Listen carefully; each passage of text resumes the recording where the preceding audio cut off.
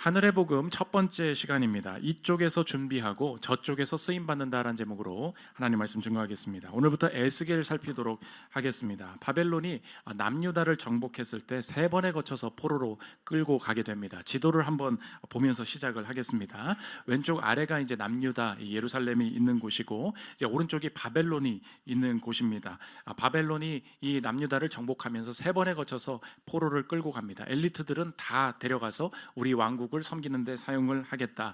여러분이 잘 아는 1차 포로, BC 605년에 포로로 사로잡혀 갔던 똑똑한 사람이 다니엘입니다. 다니엘과 세 친구들이 1차 포로로 사로잡혀 가고, 2차 BC 597년, 그게 에스겔의 배경인데, 두 번째 포로로 잡혀갈 때 에스겔이 함께 잡혀가게 된다. 왕족, 기술자, 엘리트들은 다 가지고 갔기 때문에 제사장 가문이었던 에스겔도 함께 가게 된다는 것입니다. 3차 포로가 남아있고 3차 때에 예루살렘이 멸망하게 돼요. 그러니까 2차가 에스겔이기 때문에 이 에스겔이 살아있었던 때는 아직 남유다가 멸망하지 않았던 때다. 2차까지 포로로 사로잡혀 갔고, 야, 우리나라 언제 돌아갈 수 있을까? 언제 이 포로에서 해방될까? 그것을 바라고 기다렸던 사람들이라는 것입니다. 그래서 이 포로로 사로잡혀 간 상태에서 이 나라가 망하는 것을 소식을 듣게 됩니다. 3차 포로가 사로잡혀 오면서 예루살렘이 함락되었다.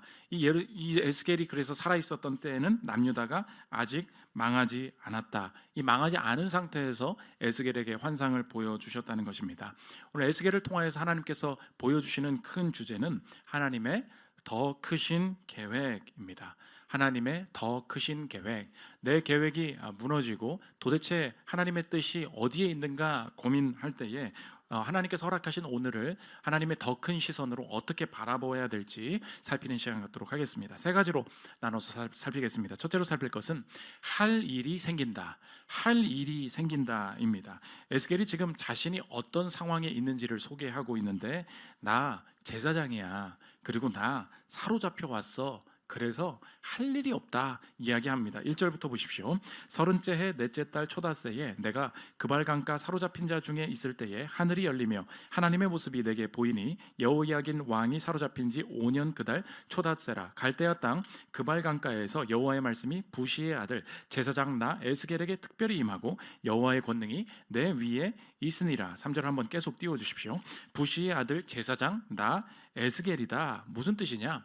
제사장 가문이라는 것입니다. 지난번에 예레미야를 읽을 때도 기억하실 것인데, 예레미야도 제사장이었는데 제사장 가문의 계열 중에 밀려난 마이너 계열이었습니다. 그런데 신학자들이 많이 동의하는 게 이 에스겔은 메이저 가문의 제사장이었을 것이다. 그러면 원래 좋은 집안이었다는 뜻입니다. 만약에 나라가 망하지 않았다면 메이저 제사장으로서 이제 훌륭하게 이 성전에서 역할을 수행해야 했을 엘리트 중에 엘리트였다는 것입니다. 그런데 지금 에스겔이 뭘 하고 있느냐? 사로잡혀 왔다.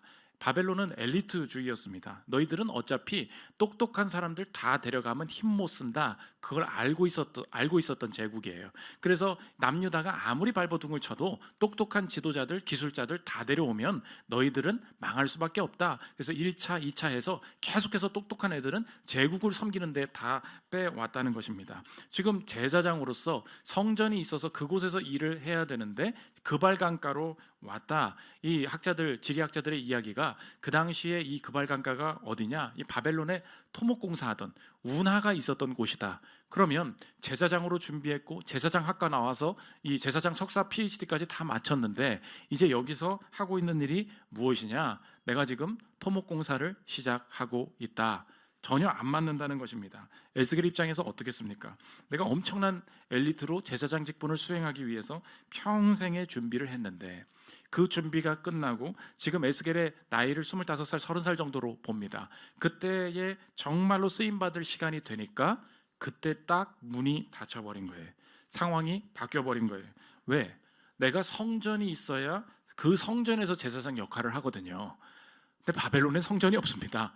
성전이 없는 곳에서 어떻게 제사장으로 준비해 온 것을 가지고 하나님 앞에 쓰임 받습니까?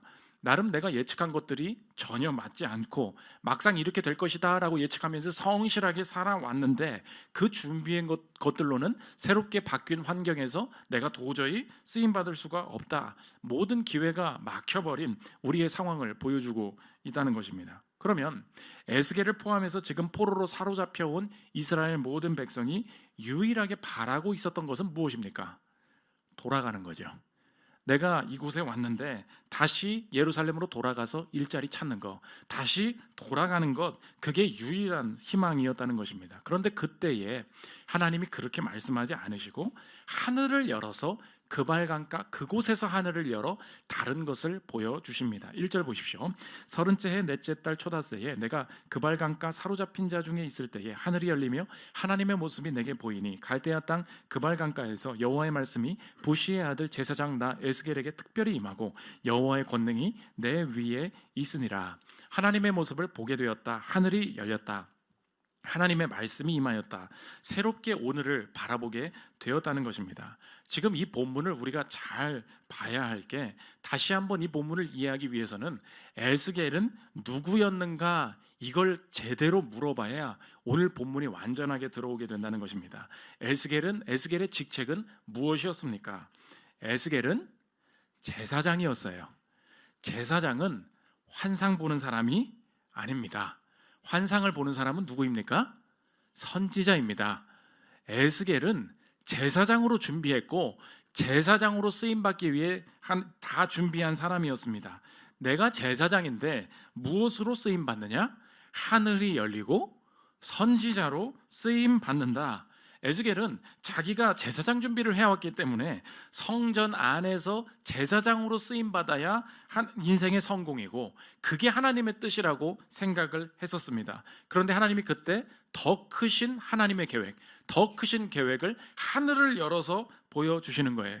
그건 너의 생각이지 나 하나님의 생각이 아니다. 너는 평생 제사장으로 준비했고 성전 안에서 제사장으로 쓰임받을 것을 준비했지만 나는 너를 제사장 준비를 하고 나서 선지자로 들어서 사용할 거야. 하나님께서 다른 계획을 보여주고 계시다는 것입니다. 그런데 지금까지 준비한 내용과 준비한 것이 전혀 사라지지 않아요.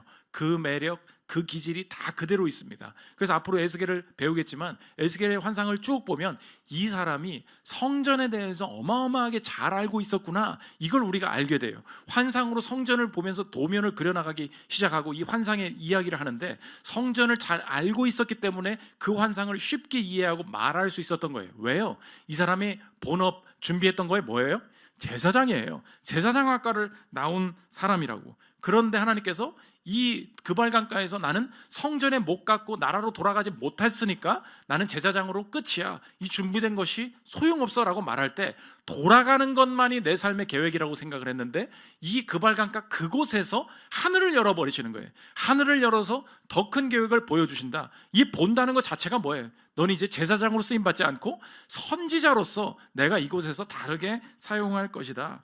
내 삶과 이 형편이 내가 준비한 것과 맞지 않게 막혔다고 해서 절대로 하나님의 계획과 나의 삶이 끝난 것이 아니다. 하나님께서 그곳에서 하늘문을 여시고 새로운 시각과 이 시선을 보여주고 계시다는 것입니다. 오늘 본문이 보여주는 메시지를 정리하면 오늘 제목과 같습니다. 이쪽에서 준비하고 저쪽에서 쓰임 받는다는 거예요. 절대 성전이라는 위치, 예루살렘이라는 위치, 제사장이라는 직책, 그것이 흔들린다고 절대 염려해서는 안 된다는 거예요. 하나님 앞에서 하늘이 열리면 이 그발강가 토목공사하고 있는 그곳에서도 얼마든지 내가 쓰임받을 수 있다. 오늘 성경이 그것을 보여주고 있다는 것입니다. 지난주에 한 사람 아카데미 두 번째 시간을 했었죠. 유상범 형제가 이야기를 했는데 진로 탐색에 대해서 커리어에 대한 많은 도전을 주었습니다. 첫 번째 메시지가 무엇이었습니까? 정답이 있을까? 그 질문에 대한 답이었어요. 내가 이렇게 준비를 해왔으니까 이런 곳으로 가야 되겠지. 커리어를 준비하는 사람들이 꼭 그 정답을 찾으려는 마음 때문에 내 모든 인생이 실패로 보인다. 자기가 생각한 정답이 금융권이라고 그랬잖아요. 금융권 인턴을 하고 금융 관련한 전공에 나오고, 근데 하나님은 나의 인생을 HR로 이끄셨다. 오히려 HR에 대해서는 준비가 안 돼 있었는데 하나님의 인도하심이 놀랍다. 다 이해할 수는 없지만 분명히 하나님께서 이끄시는 길을 내가 준비된 것과 상관없이 열어주시는 길이 있다. 오늘 에스겔의 준비와 맞물리지 않습니까?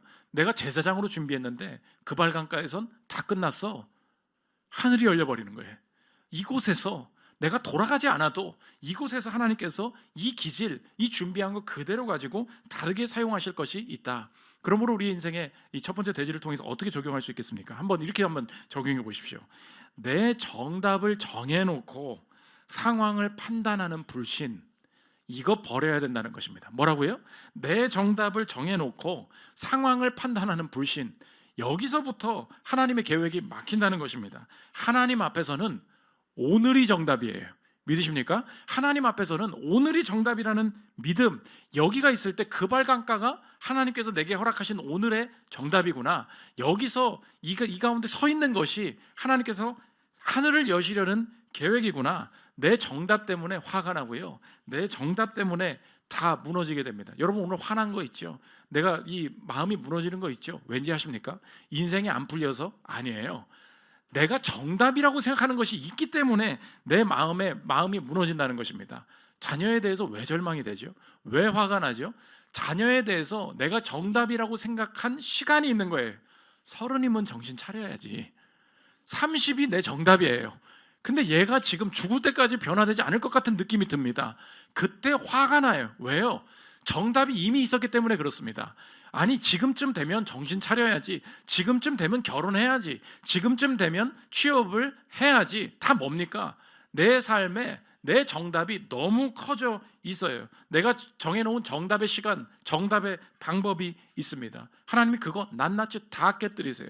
내 인생의 전공도 마찬가지죠. 커리어가 아주 정말 깔끔하게 준비되어 있습니다. 여기서 몇 년 하고, 여기서 이 전공하고, 여기서 석사하고 다 준비해 놨는데 전혀 이 열리지 않는 상황 속에서 내 인생이 좌절합니다. 인생이 막힌 게 아니에요. 내 인생이 무너진 게 아니라고. 다른 삶의 마음, 전제가 있는 거예요. 내 삶에 정답이 있는 거예요. 내가 정해놓은 정답이 여전히 있으니까 오늘 그발강가는 오답인 거예요. 왜 여기에 두셨습니까? 성전 기준으로는 실패예요. 예루살렘 기준으로는 내 인생이 무너졌는데 하나님이 오늘 그것을 하늘이 열리지 않은 생각이다. 그럼 우리가 오히려 소망 가지고 확신할 수 있는 것이 무엇입니까? 하나님, 왜 여기까지 이렇게 준비시키셨고 왜 여기로 이끌어 오셨는지는 난 모르지만 이 자리, 이곳에서 나의 하늘이 열릴 줄 믿습니다. 이 마음 가지고 살면 이 그발강가에서 하나님께서 제사장으로 준비했지만 선지자로 들어쓰시는 하나님의 새로운 계획을 발견할 수 있겠구나. 오늘 성경이 그 소망을 보여주고 있다는 것입니다. 두 번째로 살펴볼 것은 하늘이 열린다입니다. 이 환상을 보여주시면서 하나님께서 이 그발강가에서 하나님의 더 크신 계획이 어떻게 나타나는지 두 가지 환상을 보여주시는데, 하나는 내 생물이고 하나는 내 바퀴, 생물과 바퀴에 대해서 환상을 보여주시는, 각각이 주시는 메시지가 있다는 것입니다. 차례로 보면 첫째로 내 생물인데, 이 내 생물은 무엇이냐? 더 높이 바라보라, 더 높이 올라가라. 하나님의 주권의 높으심에 대해서 이야기하고 있다는 것입니다. 높이 내 생물이 보인다. 오늘 환상을 보게 됩니다. 4절 보십시오.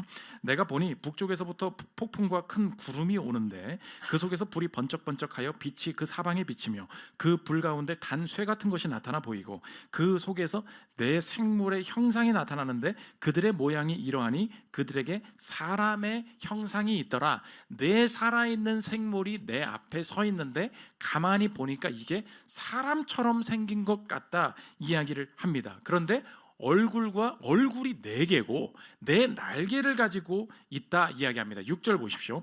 그들에게 각각 내 얼굴과 내 날개가 있고 그들의 다리는 고든 다리요 그들의 발바닥은 송아지 발바닥 같고 광낸 구리같이 빛나며 그 사방 날개 밑에는 각각 사람의 손이 있더라. 그 내 생물의 얼굴과 날개가 이러하니, 그러면서 이 얼굴을 자세히 보니까 얼굴이 4방향으로 4가지 모양, 사람, 사자, 독수리, 소 4가지 얼굴을 내 생물이 똑같이 가지고 있음을 보게 되었다. 마지막 9절 10절 보십시오. 날개는 다 서로 연하였으며 갈 때에는 돌이키지 아니하고 일제히 앞으로 곧게 행하며 그 얼굴들의 모양에 넷의 앞은 사람의 얼굴이요, 넷의 오른쪽은 사자의 얼굴이요, 넷의 왼쪽은 소의 얼굴이요, 넷의 뒤는 독수리의 얼굴이니, 이쯤 읽으면 하나님이 이제 에스겔은 그만 읽으라고 하시나 보다라고 해서 우리는 성경을 딱 덮게 되는 지점이 이 지점입니다. 이해가 안 되기 때문에 이게 도대체 무엇일까 정확하진 않지만 옛날 사람들이 그렸던 그림이 있어요. 사진 한번 보여주십시오. 네 생물이 있었습니다. 그런데 네 날개와 네 얼굴을 각각 가지고 있었고, 이 날개는 둘씩 서로 연하여 있었습니다. 그런데 각각의 생물들이 네 개의 얼굴을 하고 있었습니다. 사람과 사자와 소와 독수리였습니다. 이것을 이야기할 때 이 은유는 사람들이 그 고대 근동에서 읽을 때 당연하게 쉽게 이해할 수 있는 거예요. 사자가 뭡니까? 사자는 왕을 상징해요. 왕권을 상징한다고. 독수리는 빠르고 위험 있는 것을 상징해요. 소는 언제나 풍성한 거, 풍요한 거, 다산을 상징합니다. 사람은 뭐예요? 모든 피조물보다 존귀한 존재, 그것을 이야기한다는 것입니다. 그러면 이 모든 피조물에 가장 으뜸되는 것을 그 생물이 가지고 있고, 내 생물이 절대 뒤를 돌아보지 않고 고든 방향으로 나아가는 것을 이렇게 바라보게 된다. 무엇을 뜻하는 것입니까? 하나님의 속성을 보여주는데, 하나님은 이 모든 피조물에 가장 으뜸되는 것, 가장 탁월한 것을 모두가 가지고 계신 거예요. 그러면 하나님의 무엇을 상징합니까? 하나님의 전지하심, 하나님의 전능하심, 하나님이 모든 것을 알고 계시다, 모든 것을 다스리시는 분이다, 그것을 보여줍니다. 그런데 이 네 생물을 쭉 설명을 하고 나더니 계속해서 반복되는 말이 뭐냐? 네 생물이 있지, 그 위에 뭐가 있니? 그 위를 봐. 그 위에 뭐가 있는지를 잘 봐. 위에를 계속해서 이야기합니다. 22절 보십시오. 그 생물의 머리 위에는 수정 같은 궁창의 형상이 있어. 25절. 그 머리 위에 있는 궁창 위에서부터 음성이 나더라. 26절 들어주십시오. 그 머리 위에 있는 궁창 위에 보좌의 형상이 있는데, 보좌의 형상 위에 한 형상이 있어 사람의 모양 같더라. 27절. 내가 보니 그 허리 위의 모양은 단쇠 같아서. 계속해서 강조하는 것이 무엇입니까? 그 위에, 내 생물 위에, 그 내 생물의 위에 보좌가 있고 궁창이 있고, 그 위에 보좌에 사람의 모양 같은 것이 있다. 무슨 뜻입니까? 모든 것 위에 하나님의 영광, 하나님의 주권이 있다.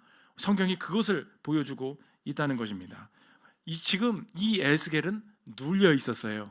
왜 눌려 있습니까? 내가 제사장으로 직분을 감당해 놓으려고 준비했는데 상황이 나를 누릅니다. 내가 그발강가에 있으니 내가 성전 안에서 쓰임 받으려던 모든 계획이 다 물거품이 됐어요. 내가 다시 돌아가고 싶은데 이 바벨론이라는 나라가 누릅니다. 그러니까 이 바벨론의 그 국가적인 힘 앞에서 내가 내 인생을 제대로 세워갈 수 없겠구나. 그때 하나님께서 환상을 보여주시면서 하나님께서 에스겔에게 먼저 신뢰하게 하시는 것이 무엇입니까? 이 모든 피조물을 다스리시는 하나님의 주권, 하나님의 높으신 계획, 그것을 묵상하고 그것을 높이고 그것을 신뢰하는 것을 먼저 보여주시기 시작하시는 거예요. 성경이 지금 고발하고 있는 것은 무엇입니까? 내 삶에 가장 큰 문제가 하나 있다는 거예요. 일어나는 모든 문제의 본질이 무엇이냐?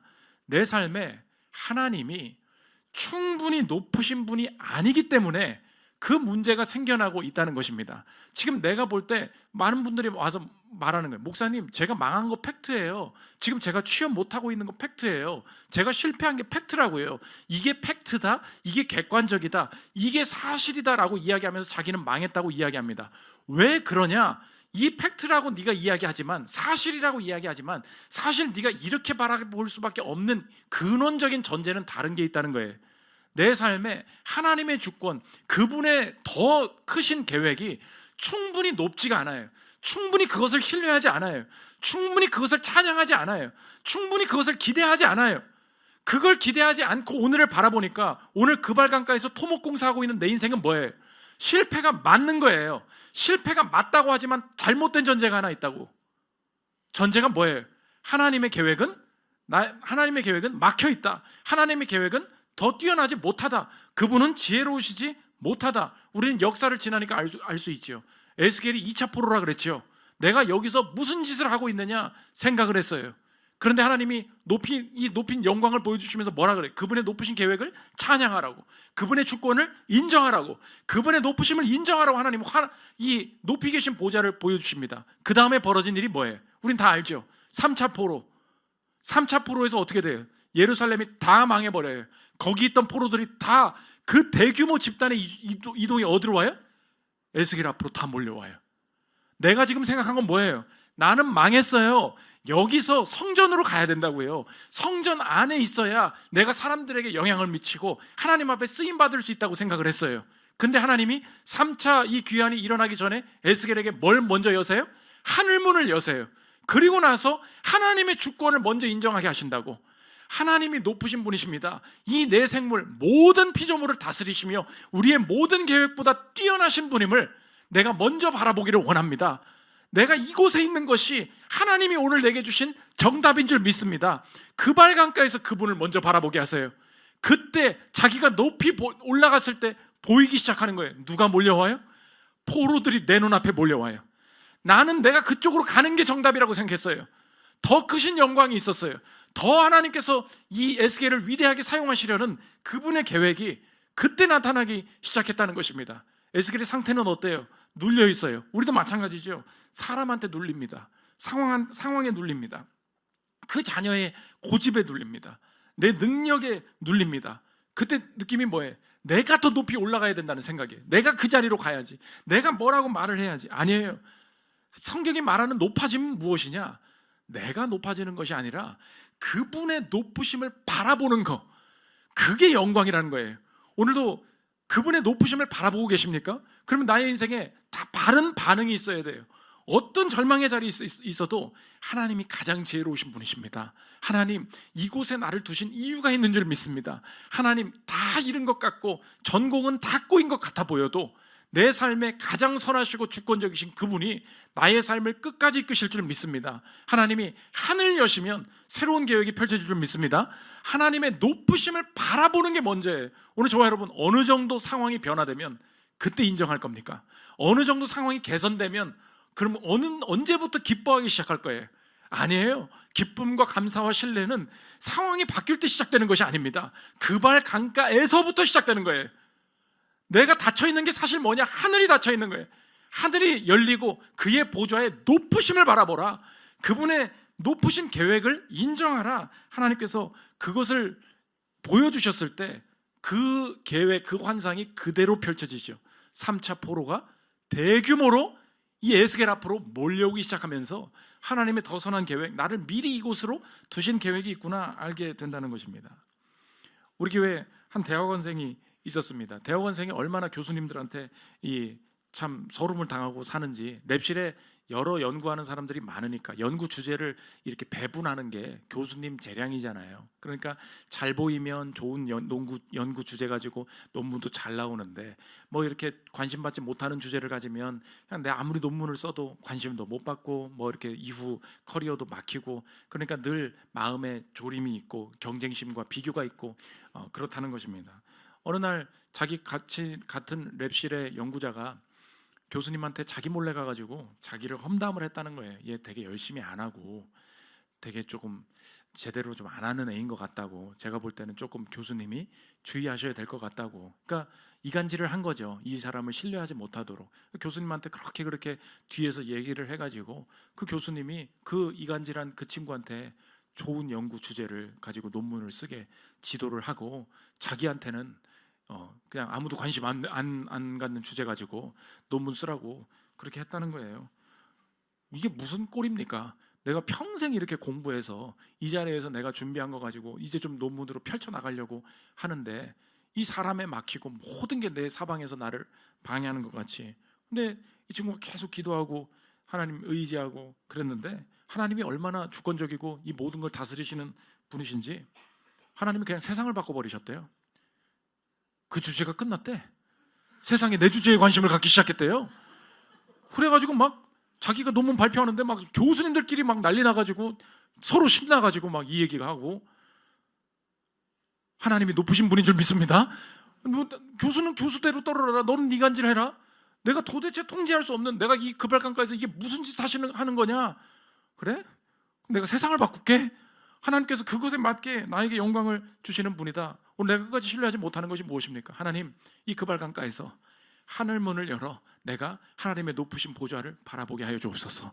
내가 그분을 충분히 높이지 않았던 것을 회개합니다. 오늘 찬양했죠. 당신은 영광의 왕, 호산나 다윗의 자손께 예수 주 메시아네. 우리가 그분을 높이는 찬양을 가끔은 많이 해야 될 필요가 있어요.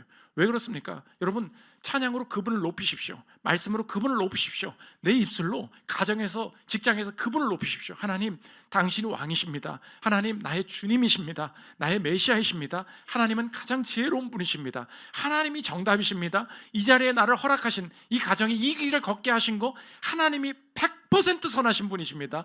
100% 그분이 사랑이신 분이십니다. 내가 그렇게 얘기하잖아요. 내 안에 하늘문이 열려요. 주님, 내가 그것을 신뢰하지 못하고 있었군요. 끝까지 내가 정답인 것 붙들고 그분의 높으심을 인정하지 않고 있었군요. 그거 깨달을 때 내 인생에도 하늘문이 열리기 시작한다는 것입니다. 두 번째, 내 바퀴인데, 이 바퀴가 주는 메시지가 뭐냐? 이 생물을 통해서 더 높이, 이 생물 위에 있는 보좌를 보여주시면서 우리를 더 높이 보게 하시는 이 영광을 보여주셨죠. 이 바퀴를 통해서 더 멀리 나아간다는 것을 보여주십니다. 이 생물이 보좌를 바치고 있는데 내 생물마다 바퀴가 하나씩 있었고, 바퀴가 옆에 있는데 이 바퀴가 바퀴 안에 바퀴가 있는 것 같고 바퀴의 모든 곳에 눈이 달려 있었다 이야기합니다. 15절 보십시오. 내가 그 생물들을 보니 그 생물들 곁에 있는 땅 위에는 바퀴가 있는데 그 내 얼굴을 따라 하나씩 있고 그 바퀴의 모양과 그 구조는 황홀같이 보이는데 그 넷은 똑같은 모양을 가지고 있으며 그들의 모양과 구조는 바퀴 안에 바퀴가 있는 것 같으며 그들이 갈 때에는 사방으로 향한 대로 돌이키지 아니하고 가며 그 둘레는 높고 무서우며 그 네 둘레로 돌아가면서 눈이 가득하며 이 생물과 바퀴가 같이 움직인다. 이어서 19절 보십시오. 그 생물들이 갈 때에 바퀴들도 그 곁에서 가고 그 생물들이 땅에서 들릴 때에 바퀴들도 들려서 영이 어떤 쪽으로 가면 생물들도 영이 가려 하는 곳으로 가고 바퀴들도 그 곁에서 들리니 이는 생물의 영이 그 바퀴들 가운데 있음이니라. 그들이 가면 이들도 가고 그들이 서면 이들도 서고 그들이 땅에서 들릴 때에는 이들도 그 곁에서 들리니 이는 생물의 영이 그 바퀴들 가운데 있음이더라. 여기까지 또 읽으면 하나님의 에스겔 큐티는 여기까지 하라고 하시나 보다 우리가 또 이게 덮을 수 있기 때문에 이게 도대체 어떤 광경이었을까를 사람들이 추측해서 또 옛날 사람들이 그려놔서 사진 하나 또 보여주십시오. 내 생물이 있습니다. 이제는 다른 사람이 그린 건데 근데 바퀴가 있다. 근데 바퀴 안에 바퀴가 있는 것 같고 이 바퀴에 다 뭐가 달려 있어요? 눈이 달려 있고 이 생물이 내 얼굴을 가진 생물이 가는 곳마다 이들이 돌이키지 아니하고 동시에 앞을 바라보면서 이 바퀴가 똑같이 가고 이들이 서면 서게 된다. 지금 영광으로 내 생물이 있고 내 생물 위에 보호자를 통해서 하나님께서 보여주신 건 뭐예요? 하나님의 전능하심, 하나님의 전지하심, 그분의 주권의 높으심에 대해서 에스겔의 영광으로 보여주셨어요. 그발강가에서 눌리지 않게, 우리가 위에서 아래로 눌릴 때, 국가가 우리의 사업이 사람이 우리를 누를 때 높으신 주님을 통하여서 자유함을 주셨어요. 또 하나 우리가 눌리는 게 무엇입니까?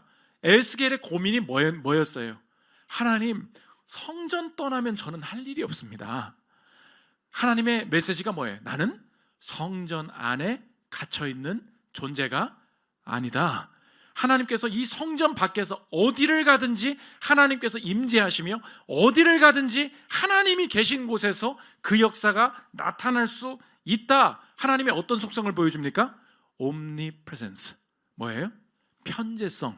하나님은 편재하신 분이다. 무슨 뜻이에요? 하나님은 어디에나 계신 분이십니다. 그럼 우리에게 적용하면 무엇입니까? 내가 어디에 있는지 묻지 말고요, 누구와 있는지 물어야 한다는 것입니다.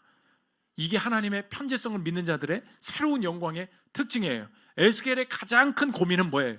내가 내 커리어 가지고 쓰임 받으려면 성전으로 돌아가야 됩니다.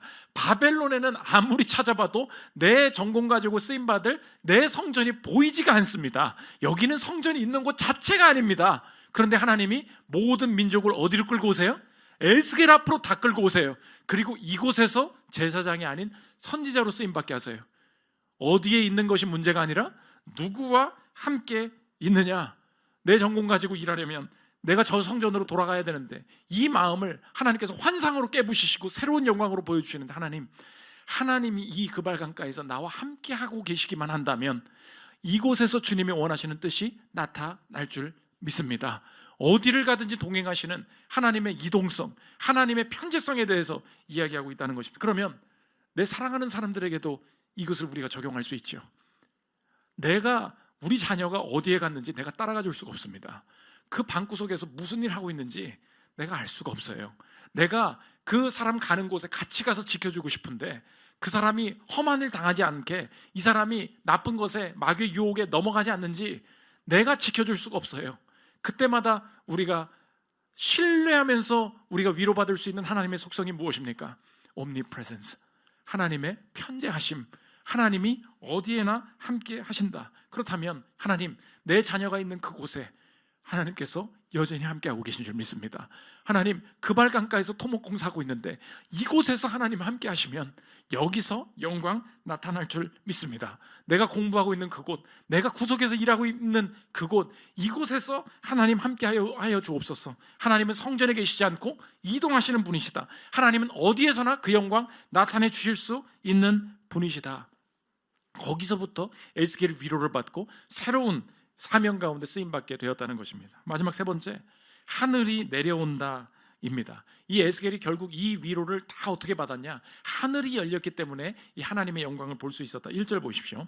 30째 해 넷째 달 초닷새에 내가 그발강가 사로잡힌 자 중에 있을 때 하늘이 열리며 하나님의 모습이 내게 보이니. 나는 예루살렘으로 돌아가야 된다고 생각을 하고 있었는데 다 잃어버렸다라고 생각할 때 하늘문이 열리면서 새롭게 인생의 소망을 찾을 수 있었습니다. 이것이 우리의 인생에도 마찬가지로 동일하게 적용될 수 있다는 걸 알 수 있죠. 우리가 내 예루살렘에서 내가 준비한 것 가지고 내 성취를 이루기를 원한다. 그때에 내가 포로된 것 같이 이 예루살렘에 더 이상 살지 못하게 하고 나를 끌고 가게 되는 우리 모두가 맞이해야 될 마지막 순간이 온다는 것입니다. 그것이 무엇입니까? 그 죽음이죠. 이 땅에서 예루살렘처럼 내가 준비해서 이곳에서 내 실력 가지고 돈 벌고 행복하게 잘 살 수 있을 거라고 생각을 했습니다. 어느 순간 내가 이 힘을 이길 수 없는 압도하는 힘을 가지고 나를 끌고 갑니다. 나를 포로로 끌고 가요. 죄의 포로가 됩니다. 죽음의 포로가 됩니다. 그래서 이 예루살렘을 잃어버리고 내가 영벌에 처하는 거, 내가 이 땅을 떠나야만 되는 거, 그게 우리의 인생의 죽음의 순간입니다. 내가 예루살렘을 잃어버릴 것이 이미 예정되어 있는데 우리의 새로운 예루살렘이 내가 이곳으로 돌아가는 것, 여기서 버티고 있는 것이 내 인생의 답이 되지 않고 나는 끌려갔다고 생각했는데 그발강가에서 하늘문이 열리면서 이것이 내 기회임을 깨닫는 것과 마찬가지로 내 인생의 예루살렘이 끝나는 날, 내가 죽음의 포로로 사로잡혀 가는 날, 그것이 내 인생의 새로운 예루살렘이 내가 예루살렘으로 돌아가지 않고 하늘로부터 새로운 예루살렘이 내려온다. 성경이 약속합니다. 요한계시록 21장 1절 보십시오. 또 내가 새 하늘과 새 땅을 보니 처음 하늘과 처음 땅이 없어졌고 바다도 다시 있지 않더라. 또 내가 보매 거룩한 성 새 예루살렘이 하나님께로부터 하늘에서 내려오니 그 준비한 것이 신부가 남편을 위하여 단장한 것 같더라. 내 인생의 마지막 날, 이 예루살렘을 포로가 되어서 죽음의 포로가 되어 떠나게 되는 그날에 내 인생이 그발강가, 내 인생의 지옥문 앞에 설 때에, 내 인생의 마지막 날 하나님 앞에 설 때에 내 인생에 예수님이 먼저 준비하신 새로운 예루살렘이 하늘로부터 내려와서 내가 영원한 하나님의 나라에 들어가게 될 줄 믿으십니까? 내 인생에 이미 준비된 것이 있다면 그 준비된 곳에 누가 들어가는가? 오늘 성경의 마지막 질문하고 있어요. 내 인생에 그 나라에 그 준비한 것에 누가 들어갈 수 있는가? 누구에게 하늘 문이 열리는가? 직접 우리에게 하늘 문을 여시고 성전 되신 그분이 네 성전으로 그냥 이 건물로 머물러 계시지 않고 직접 자신의 몸을 성전 삼으셔서 하나님 나라에 들어갈 수 있는 다리가 되어 주시고 통로 되신 예수님이 이 땅에 직접 오셨다는 것입니다. 요한복음 1장 14절 보십시오. 말씀이 육신이 되어 우리 가운데 거하심에 우리가 그의 영광을 보니 아버지의 독생자의 영광이요 은혜와 진리가 충만하더라. 그 안에서 우리가 그의 영광을 바라볼 수 있다. 이 세상의 많은 종교는 그 사원에 가서 절하고 그 성전에 직접 가서 예배해야만 그 신의 임재를 느낄 수 있고 천국에 갈 수 있다고 이야기하지만 내가 믿는 하나님께서는 이 땅에 성전이 더 이상 없다고 말씀하시며, 성전 되신 분은 직접 자신의 몸을 성전 삼으셔서 우리의 죄악을 가져가시고 십자가에서 자신이 찢겨지심으로 직접 자신의 몸을 여신, 직접 자신의 몸으로 하늘 문을 여신 예수님이 우리의 성전이 되신다. 오늘 성경이 그것을 보여주고 있다는 것입니다.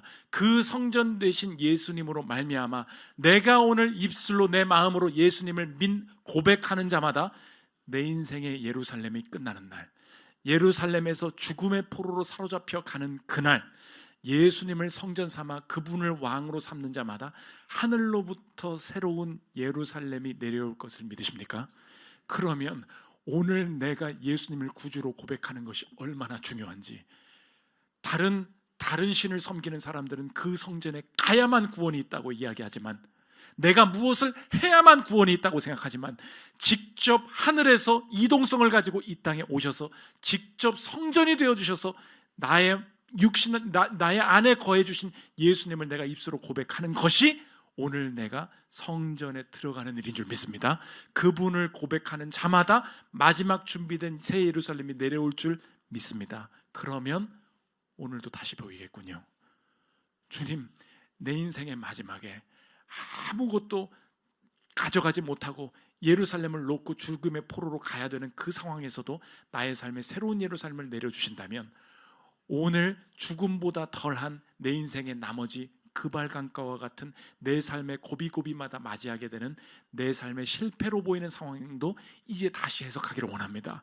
하나님, 준비된 것은 제사장이었는데 아무것도 쓰임받지 못하고 그발강가에 서 있는 줄 알았으나, 이곳에 함께 하시는 예수님께서 계시다면, 이곳에서 하늘문 여시는 주권적으로 모든 피조물을 다스리시는 그분의 계획이 여전히 유효하다면, 이 상황에 왜 두시는지, 이곳에 왜 일하게 하시는지 내가 다 이해할 수는 없어도 이곳에서 예수님이 의지할 때 동일하게 하늘문이 열리고 하나님의 새로운 계획이 펼쳐질 줄 믿겠습니다.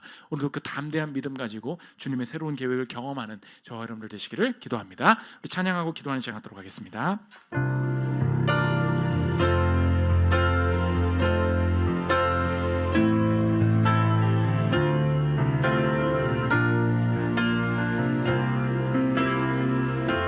당신은 영광의 왕, 당신은 영광의 왕, 당신은 평강의 왕,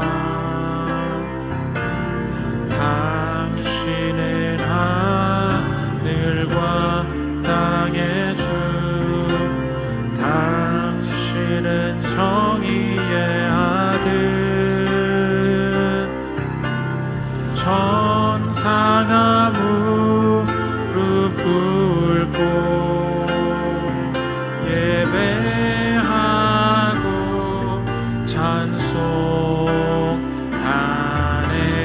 영원한 생명 말씀, 당신은 예수 그리스도 주. 호산나 다윗의 자손께, 호산나 불러 왕 중의 왕. 높은 하늘에 영광이 예수 주 메시. 호산나 다윗의 자손께. 마지막으로 호산나 다윗의 자손께, 호산나 불러 왕 중의 왕. 높은 하늘에 영광이 예수 주 메시아네. 주간 공동체 기도 읽고 기도하는 시간 갖도록 하겠습니다. 주보 4면에 그리고 PPT에 나와 있습니다. 설교 요약입니다. 우리 한 주간의 기도 제목으로 삼았으면 좋겠습니다. 같이 읽겠습니다. 시작. 내 삶에 대한 하나님의 주권을 온전히 신뢰하게 하소서. 이쪽에서 준비하고 저쪽에서 쓰임 받는 것도 하나님의 뜻 안에 있음을 믿습니다. 정답을 정해놓고 상황을 판단하는 불신을 버리게 하시고 끝까지 주님만 따라가는 인생 되게 하소서. 더 높이 바라보기 원합니다. 하나님의 높으심을 찬양하고 높으심을 묵상하게 하소서. 모든 것 위에 계신 주님, 오늘도 주님이 다스리심을 신뢰하게 하소서. 더 멀리 나아가기 원합니다. 성전에 갇혀 계시지 않으시는 주님, 내가 가는 곳마다 주의 임재가 있게 하소서. 예루살렘을 잃었다고 생각했는데 하늘로부터 새 예루살렘을 내려주시니 감사합니다. 하늘로부터 우리의 성전 되신 예수님을 주셨으니 그 예수님과 어디든지 동행하게 하소서. 기도 제목 놓고 기도한 시간 들어가겠습니다. 기도하겠습니다. 하나님 아버지, 내 삶이 그발 강가에서도 여전히 하늘이 열릴 때에 하나님 아버지, 하나님의 더 크신 계획이 온전히 나타날 수 있는 줄 믿습니다. 하나님 아버지, 내가 미리 정답을 정해놓고 하나님 내 상황에 대해서 불신하며 내 모든 커리어와 하나님 앞으로의 인생에 대해서 불평하며 감사치 못하는 모든 마음들을 주님 앞에 버릴 수 있도록 주님께서 인도하여 주시옵소서. 내 삶에 하늘문을 열어 주시옵소서. 내가 주님을 바라보기를 원하오니 주여 내 시야를 넓혀 주시옵고 하나님 아버지, 내 생물 위에 계신 주님의 주권과 그분의 지혜를 온전히 끝까지 신뢰하여 그발 강가에서 더 높은 곳에 포로들이 몰려오는 것을 보게 하여 주시옵소서. 제사장으로 준비하였으나 하나님 선지자로 쓰임받는 하나님의 놀라우신 계획 가운데 내가 참여하기를 원하오니 내 좁은 생각에 갇혀있지 않도록 내가 미리 정해놓은 정답에 하나님 우리의 가정을 가두지 않도록 주님 인도하여 주시옵소서. 더 멀리 나아가기를 원합니다. 하나님 아버지, 성전 안에 갇혀 계시지 않으시는 주님, 어디를 가든지 하나님이 함께 계심을 알게 하여 주시옵고 주여, 내 인생이 떠날 때 새 예루살렘을 준비하신 예수 그리스도의 약속과 마찬가지로 내가 가는 곳마다 하나님의 미래 준비하신 일들이 펼쳐지게 하여 주시옵소서. 호산나 다윗의 호산나 다윗의 자손께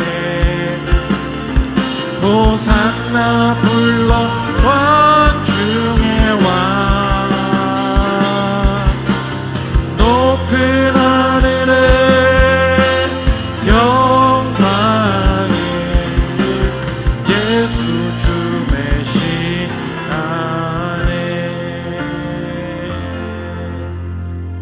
제가 기도하겠습니다. 하나님 아버지, 눌려있는 그발 강가의 인생 속에 하나님 우리의 인생에 먼저 하늘문 열어 주옵소서. 하나님 우리의 높으신 주님을 바라보기를 원하며 그분의 주권과 그분의 완전하심, 그분의 지혜를 높이기를 원합니다. 하나님, 다른 것들이 너무 높아져 있습니다. 내 정답이 너무 높아져 있고 내 뜻과 계획이 너무 높아져 있사오니 하나님 모든 것이 망했고 눌렸다고 생각할 때 오늘 주님 마음껏 먼저 찬양하게 하여 주옵소서. 하나님 주님을 높이는 마음, 주님의 높으심을 묵상하는 마음을 먼저 허락하여 주셔서 하나님 그 환상 중에 그 말씀 붙드는 중에 새로운 하나님의 계획을 바라볼 수 있도록 주님 축복하여 주옵소서. 갇혀 계시지 않으시는 주님, 성전이 아니라 하나님 가는 곳마다 동행하신다 말씀하여 주셨으니 우리의 마지막 날 하나님 새 예루살렘을 예비하신 성전 되신 예수님을 의지하여 평생의 삶, 그분이 우리 안에 거하신다고 약속해 주셨으니 그분과 함께 어디든 하나님 동행하여 주의 영광을 볼 수 있도록 축복하여 주옵소서. 감사드리며 예수 그리스도의 이름으로 기도합니다. 아멘.